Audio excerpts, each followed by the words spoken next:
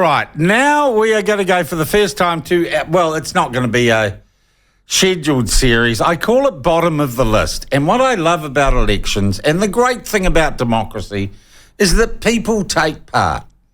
And for the B contest, there's got to be winners and there's got to be losers. It's the way the world works, isn't it? And every election, I am amazed because far more people, of course, don't get into Parliament than do get into Parliament. Far more candidates fall by the wayside than achieve the giddying heights of 160 grand a year and a cupboard at Parliament under the stairs to be cannon fodder for one of the main parties. So I love underdogs. I love people who participate. It's what makes democracy work.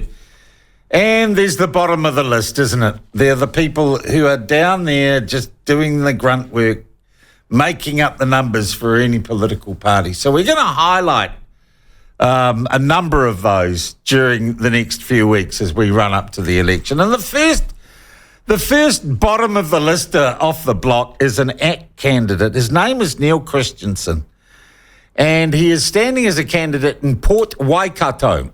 And if you've been to Port Waikato, southwest or west of Auckland, I've actually been out there for a couple of weddings. It's a wild place to have a party, and it's a pretty rugged place. Neil Christensen, well, let's meet him. Let's get him on the line. Well, he's on by video link. Neil, how are you? Good, thanks, Sean. Good. All right, you are the Port Waikato candidate for ACT. Yeah, what number are you on their list? I think I'm 34. Keeps changing, but I think I'm 34. Because people ahead of you keep on having to resign because they're nutbars. And they use the Nazi word, and here you are, you're just sitting there, obviously crawling your way to the top by attrition, moving up the list.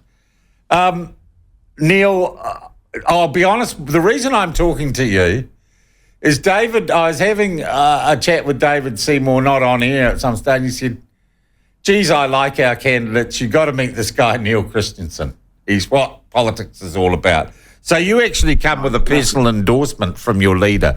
I'm going to make another observation. You're on video link, and behind you, you have a little...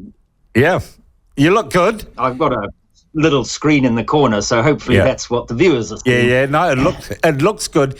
And you've actually bothered to put a party poster up behind you. You have dressed your set. Do you know how many politicians I talk to on the video link who cannot be asked even doing that?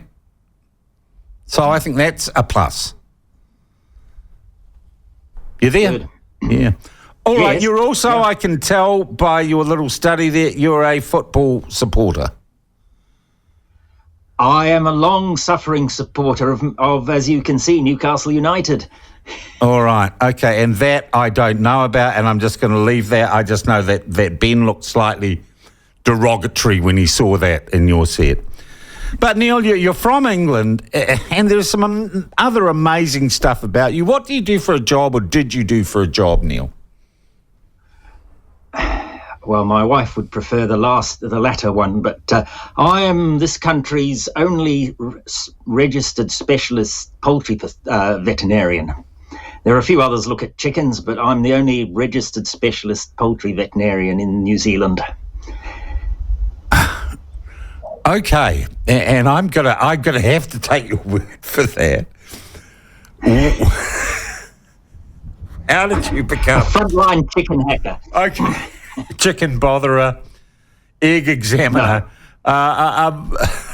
What drew you to be a vet specialising in poultry? Well, that's two questions. But when I went, you said I was from England, but I grew up in various parts of Africa, not much in England. And when after I'd qualified at Onistaput, I travelled to England, and having worked in a very high-class practice in South Africa, I was quite shocked at the standard of very low expectations of new graduates in the United Kingdom. So I'd always had a vague interest in poultry. So and they'd had a tradition of private poultry veterinarians in the UK. They always have, and they still do. And when one of them asked advertised for an assistant, I applied and I travelled down, and he gave me the job before he'd interviewed the other candidates. I suspect because I could start on Monday, but. And you thought, I'll give that a crack. More or less, yes. And after I'd been doing it for a few weeks, the boss pushed off to Poland, and I ended up sort of advising the chief veterinary officer on the first outbreak we had in the UK of a disease called Dirtse's disease, or goose parvovirus. And I realised that I wasn't going to learn this trade in a short space of time, and I carried on. And what I liked about it was the very, very short period between investigation of new diseases, and there's plenty coming, or plenty came, and they still do.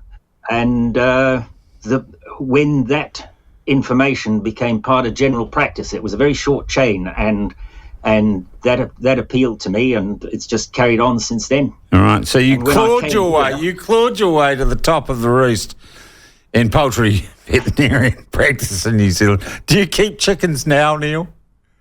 I'm not allowed to. I can't because of my clients. They have very high biosecurity requirements, and keeping a few chickens around the place is not a possibility. Okay. In 2017, you got the Dennis O'Meara Award for your contributions to the egg industry. Correct. Yeah. Basically, when I set up my own practice in 2001, there were two things that were going on at the time. One was the sort of first appearances of the free range egg industry, and I reckon that was going to need a little bit of help, servicing, and that has proved to be the case. And the other was the appearance of the Animal Products Act and the sort of bringing of the egg industry into the ambit of bureaucracy, which it had escaped up to then. Right. And there were a lot of people offering services on risk management programs and that sort of thing, and I thought it would be useful if somebody in the process actually knew something about chickens, and it sort of carried on from there. All right. Well, look, I think you're second to none in poultry veterinary practice in New Zealand. How on earth did you get into politics? How do you go from, I don't know, chickens to politics in the ACT Party? How did that happen, and how did you become a candidate, Neil? Well, I've always been interested in the political process, and I reckon I keep a fair knowledge. I've always talked about it at home, and I've had an interest in the sort of development of constitutional developments over as various colonies and dominions have advanced towards self-rule, and that's one side of it, is the sort of highbrow stuff. Yeah. And the other is it's